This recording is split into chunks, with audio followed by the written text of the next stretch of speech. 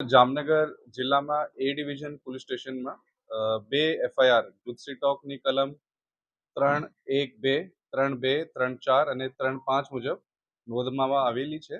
આ બે એફઆઈઆર જામનગર જિલ્લામાં બે ટોલકીઓ જે અસલમ કરીમ ખિલજીની ટોલકી અને એના 18 સાગરીતો અને બીજી એફઆઈઆર અલ્તાફ ગફાર ખફી અને એની ટોલકીના 11 માણસો વિરુદ્ધ ગુજસી ટોક કલમ હેઠળ નોંધવામાં આવેલી છે.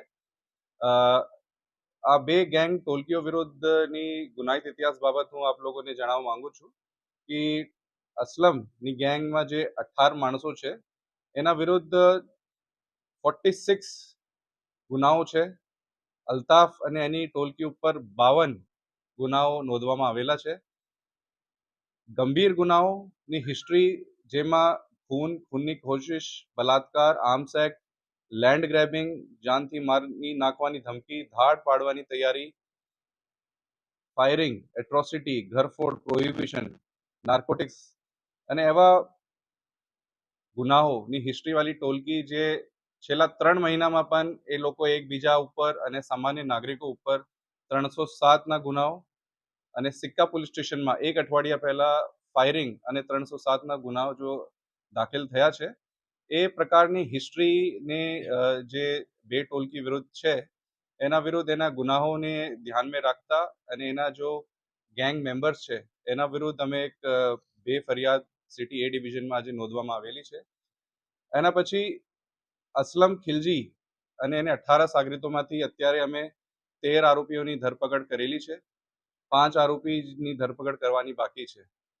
અલ્તાફ ગફાર ખફીની 11 લોકોની જે ટોલકી વિરુદ્ધ અમે ગુના દાખલ કર્યું છે એમાંથી 8 આરોપીઓ અત્યારે જેલમાં છે જે ફાયરિંગ અને 307ના ગુનામાં આરોપી છે.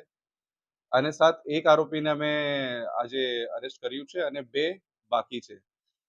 સાથે સાથ આ તપાસ દરમિયાન તપાસ ડીવાયએસપી સિટી જયવીર ઝાલા દ્વારા કરવામાં આવશે.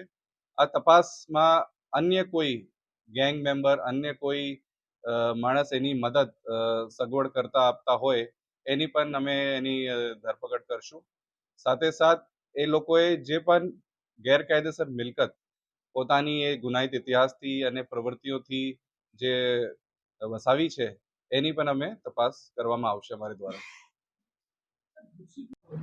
જે કલમ છે જેમાં ગુનાહિત ટોલકી ઓર્ગેનાઇઝડ ક્રાઇમ સિન્ડિકેટ જેમાં કહેવામાં આવે છે, જે ટોલકી એક્ટિવ હોય, જેની ગતિવિધિઓ ચાલતી હોય, જે રીતે મેં કીધું આપને છેલ્લા 6 મહિનામાં એ લોકોએ 3 થી 4 ગંભીર ગુના એકબીજા ઉપર કર્યું છે.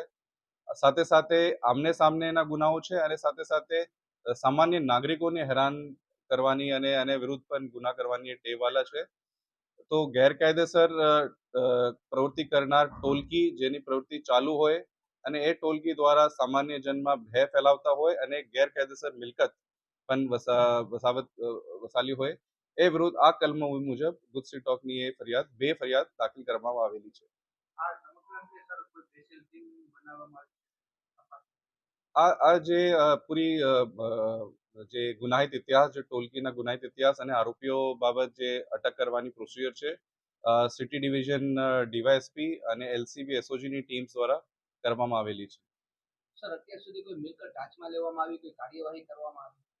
અત્યારે એની તપાસ કરવામાં આવશે. જે મિલકતો અગાઉ ડેમોલિશન થયું છે એની પણ વિગત એવા લેવામાં આવશે, જેની ઉપર લેન્ડ ગ્રેબિંગ હેઠળ જે એક્ટ હેઠળ પણ એના આરોપીઓ વિરુદ્ધ ગુના દાખલ છે એને પણ એમાં ઇન્ક્લુડ કરવામાં આવશે.